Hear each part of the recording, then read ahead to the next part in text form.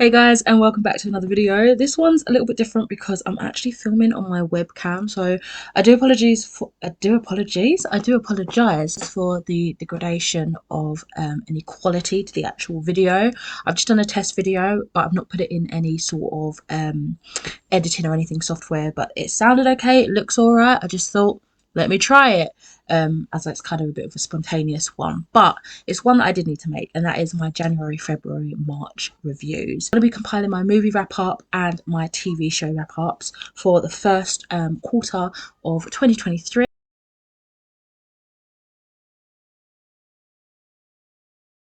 Let's get stuck in with January. First movie I watched was The Menu, which I gave a 5 out of 5 stars. This one I already did a video on TikTok, and I think I shared it to YouTube as well, but oh my god, this was so good, as you can tell by the star rating. I'll just tell you a little bit about the synopsis, and then I'll direct you to those videos I've already done rather than repeat myself. So we're following these two characters who get an invite to this very well-known chef's dinner, basically, but it's a bit strange, it's a bit elusive. It's on this kind of island, and you can only go if you've had this invite.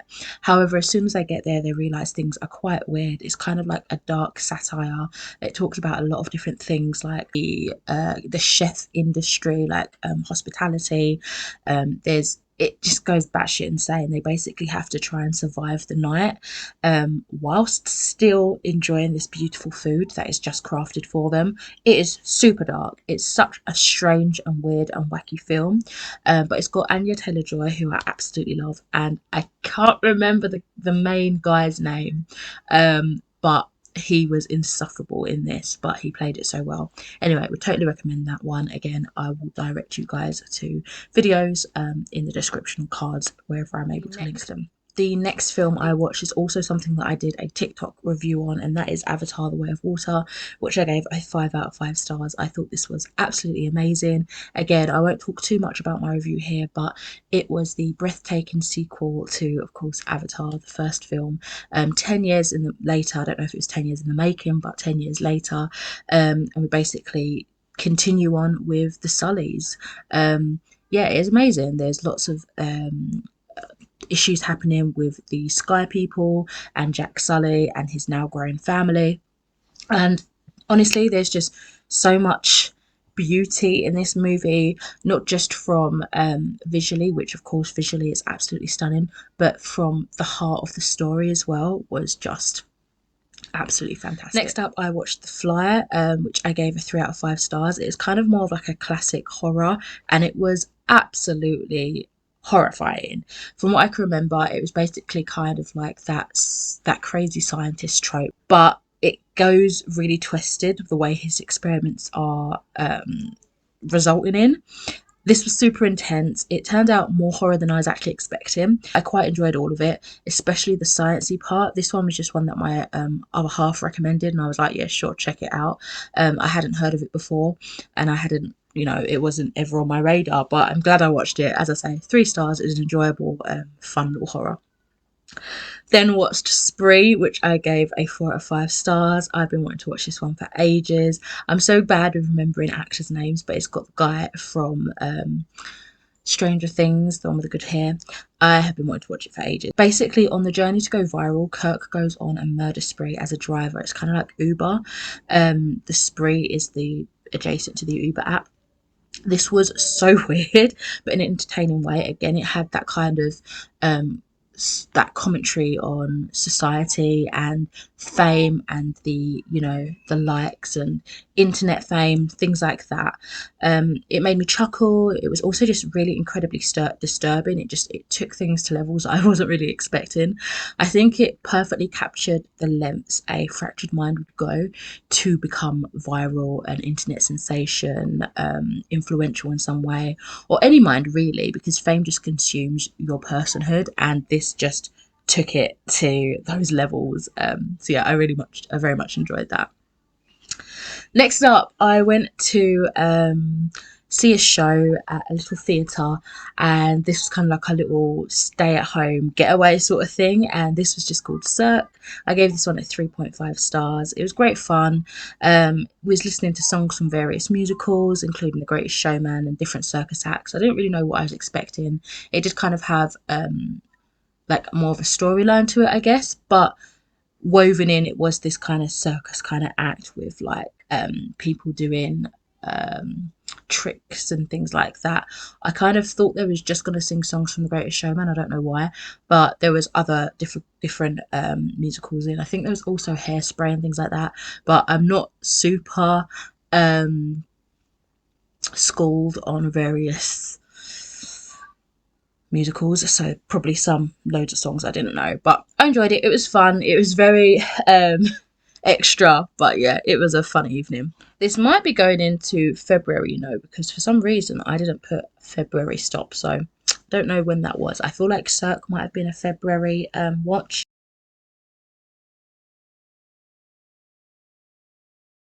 Then I finally checked out Black Panther Wakanda Forever, which I gave a 5 out of 5 stars.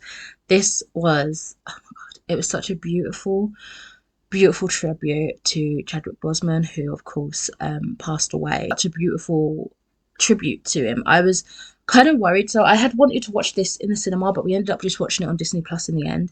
And I think, like, at the back of my mind, I was worried that we were going to get a completely new Black Panther, like a new person, and we was going to have to pretend that it was Chadwick acting. Do you know what I mean? Like, they were just going to recast the actor, and I really wasn't on board for that. So I think because I had that in my mind, that was a potential that might do, I was just not for it.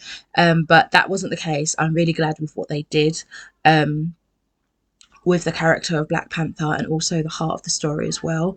It had so much lacing of like this loving memory to him that threaded seamlessly into the fantastic story. The way that they sort of wove his real life death. They didn't really talk about it, so I feel like they weren't exploiting him at all. But the way that they wove that you could see them grieving, like you could see that the actors were really grieving their colleague and friend, you know, in the way that they, the funerals and stuff. It was just so beautiful. You could really feel Chadwick's presence in it and the way that they honoured him in the movie. Yeah, it was just seamless. I also really adored the female-led cast. Really loved seeing Shuri shine. Oh my god, she's one of my new favourite characters, I think. I thought she was badass anyway, but she had more of just more dimension in this movie, I would say. You really get to see a lot about her. But yeah, I just felt so much watching this, so much emotion I was overcome by. I was crying. I had this, you know, when you're trying to hold back tears and your throat gets all like tight and sore. I felt that pretty much all the time. I was on the edge of my seat. I had so much emotion. I was sad. I was in awe. I really loved the story of Atlantis threaded through this, and that kind of the rivalry there, what was going on with the vibranium. Beautiful and emotional experience. Absolutely adored this movie. I then ended up going to the cinema and we watched Megan, which was a new, what I thought was going to be more horror movie, but it was more thriller and dark comedy in tone. One that I gave a 3 stars. I still did enjoy it. We're basically following this I guess she's like a software engineer, a tech who has created this very lifelike human-like AI, and she basically very early on in the story she takes guardianship of her young niece, and she now continues to build this AI to make a friend, to protect her niece as well, and just look after her, and so she has some company, because you know, you can really tell she wasn't cut out for looking after young kids. That's not her life. That's not what she really chose. She was a very career driven out of her and her sister, and she's kind of felt almost obligated to take on the guardianship of this child. And yeah, so she kind of almost gives her this AI, this doll really, in some respects is how she sees it, just to kind of keep the girl quiet, and so she can get on with her work and stuff like that. But she becomes more and more involved with it, realizing how successful it's going to make her. But of course, it has some very sinister tones. And Megan, the AI little robot doll girl, definitely gets more and more sinister as she becomes more conscious. This was a really entertaining watch, and I seem to enjoy it when the topic focuses on when AI excel far past humanity and their creators. This was definitely creepy cute with a humour and a sprinkle of cringe, just enough. But I was hoping it was going to be more heavy on the horror. It was thriller, it was like stabby, that sort of thing, but I thought it was going to be more eerie, I guess, and just play on your, I don't know, your psyche a little bit more. But hey ho.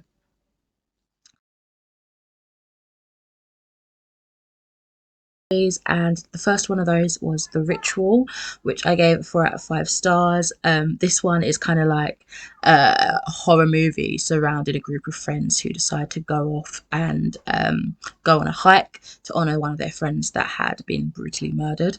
But unfortunately, they take some wrong turns and they go into these woods that are definitely haunted or some sinister aspect to it, and they get picked off one by one. So yeah, this was a really intense horror. It was rich with the Norse pagan worship, the demonic myth creatures, and a harrowing journey of survivors' guilt and self-forgiveness. This was an unsettling and frightening, gripping and entertaining watch, and I really did enjoy this. Again, this is another one that my other half recommended to watch, and I really need to pay more attention to him and what he enjoys movie-wise, because he does be recommending some good stuff. So yeah, and then last movie wise I watched in March was 3000 Years of Longing, which again is another one that I wanted to check out in the cinema when it released, but just didn't get around to it in the end. And this one I gave a 4 out of 5 stars. It was such a strange one. I guess a lot of people would probably say it's akin to Aladdin, but like an adult version in a way. We're following Alethea, is it Alethea, who is, I can't remember the exact term, but she's basically a scholar of mythology and the lore behind it. And she stumbles on this magic lamp, pretty much like this vase that has a djinn in it, and it's got Tilda Swinson, is that her name? She's Alethea, and well, I can't remember people's names. Oh, all I can think of is Ballsy. I'm trying to get his name. I can't remember his name. You know who I'm talking about, is the Jinn. And I thought it was a really strange like duo, but it kind of worked. Just generally, it was a strange and wonderful film. I loved the art of the fairy tale and the general simple way that the story unfolded of the Jinn and Alethea. Just, you know, casually sitting in a room as the Jinn relived his memories and told her his story and basically tried to get across the importance of why she needs to make her 3 wishes. Some parts were strange in a way that just felt oddly quirky just for the sake of being oddly quirky. Overall, I would say it was definitely a beautiful movie with a slight anthology feel to it in the structure of the stories being told. So I feel like if you do have a shorter attention span, you might be able to get through it, even though it is a slightly longer movie. It doesn't feel that way in the way that it's broken up, if that makes sense. Like the structure of the stories being told felt like it was little short stories. I didn't expect the majority of the plot to be focused on the past. I don't really know what I expected, to be honest, but it wasn't what I got, but I did enjoy it nonetheless. So those were all the movies that I watched during January, February and March. Let's quickly slide over to the TV shows.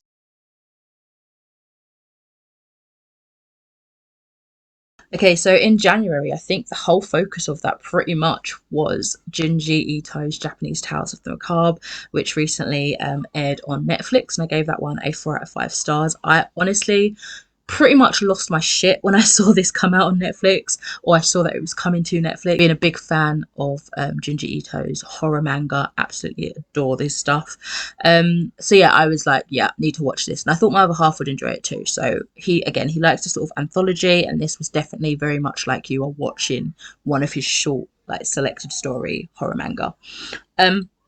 So pretty much just going to go through briefly Not really going into depth about each story because there's quite a lot of stories, and tell you a little bit about my thoughts. So the opening credit music was absolutely awesome. It was generally broken up into 12 episodes. Some of those episodes were double features, so the episodes themselves were slightly shorter, but there was 2 in 1. And yeah, my review honestly just consists of quick thoughts for each episode. So the first episode featured the strange Hikazoru siblings, which felt very Addams Family-esque. I quite liked. The tone was very weird, creepy, and definitely a great start to the series, especially as I'd imagine the series being an introduction into Ito's world for a lot of new fans or people just curious as to what this was.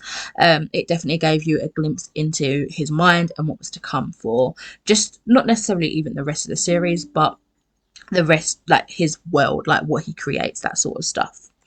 Then we have the mysterious tunnel, which was absolutely bloody horrifying. This was the first double feature, and the second story in that episode was the ice cream bus, which was as a follow-up, just disturbing and perfect. I felt sick watching it and knowing what was coming, and not just because I'm lactose intolerant, but just generally, I mean, that didn't help, but just generally, I just felt absolutely ill watching that. So it definitely had the effect that I'm sure Ito was after. Then we have Hanging Balloon, which was a disturbing manga. It's one that I'd actually read in one of his collected volumes a little whiles back. But it was really cool to see how it was interpreted into like more of an animation. But I enjoyed reading it, so I was definitely glad to see it as an episode. I thought it was translated really well to the screen, and it's one that my other half quite liked, but he felt like the end was a little bit too abrupt. Like it did feel like quite a few of the episodes ended suddenly without much of a conclusion, which I do agree. Then we've got 4x4 Walls, which was a bit strange but not in an enjoyable way. It ended again very abruptly. I wish more was explained for the second short story in this double feature, which was called The Sandman's Lair, but again I still really enjoyed it. Intruder was an unsettling story because it played with the psychological and theories of that nature. This one was also a double feature, so it included Intruder and Long Hair in the Attic, which was super gory, just like Ito's mangas. This one was like pretty perfectly like an example of what you would find in his pages. It was very uncomfortable, very grotesque, but I really enjoyed that one. Then we had Hometown. Oh my gosh, this is one of those times where you can just see so much could have been avoided if they just told the truth from the start. Miscommunication is one of my biggest pet peeves. It's one of my most loathed tropes, but I guess there'd also be no story. And for this case, that would definitely have happened. There would be no story. It was a quite sad story, just like when you break it down to the heart of it, but it also was very disturbing and fucked up. So you've got that balance of emotions, and you kind of, they're playing at war in your mind, like, oh, I really sympathize, but at the same time, Jesus Christ, that's awful. Then we have, I believe, another double feature. This one had the first episode being Layers of Terror, which actually made me feel sick, you know, you just feel so physically ill. And the second part of the double episode was The Thing That Drifted Ashore, and it made me think of Gaio, which was the second book that I read from Junji Ito, and that's where the fish with legs start like walking across Japan, and it's like all stinky and gross, and they're basically like a pandemic in itself.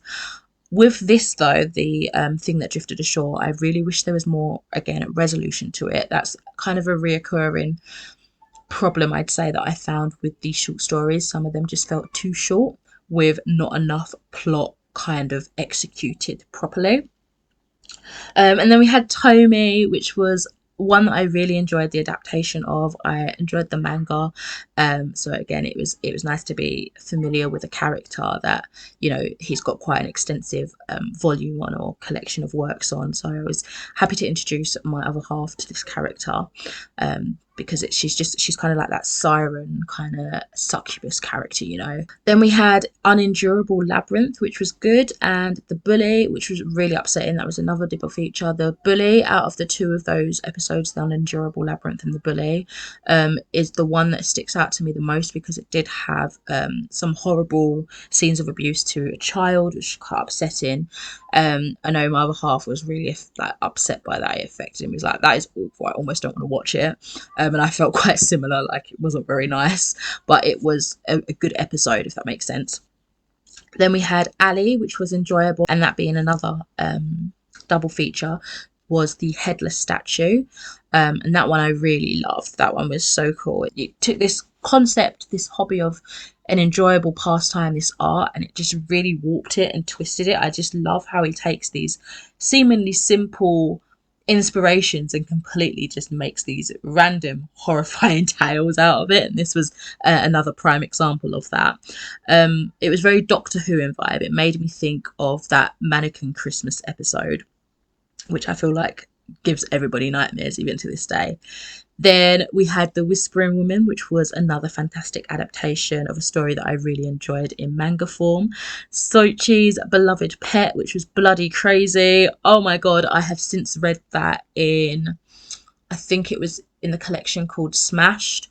So that was called kind of see, you know, how it was originally created.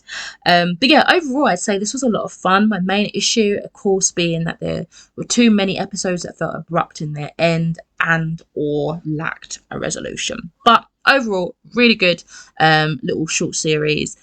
Great introduction to horror, like Japanese horror in general, but also this, what I think the king of horror manga, you know.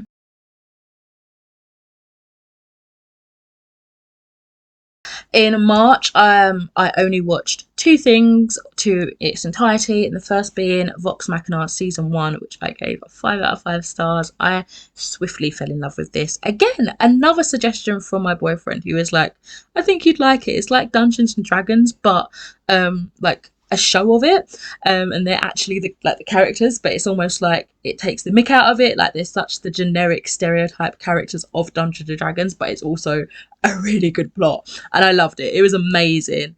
It kind of put me in mind as well of Hellsing and Fullmetal Alchemist, and some of it's like, I don't know, just some of the ways it was. Like, there's a character called Percival, and there was some episodes that were dedicated to him and his backstory, and he is like a, I guess you'd call him like a Victorian gunslinger, like the guns is his weapon of choice.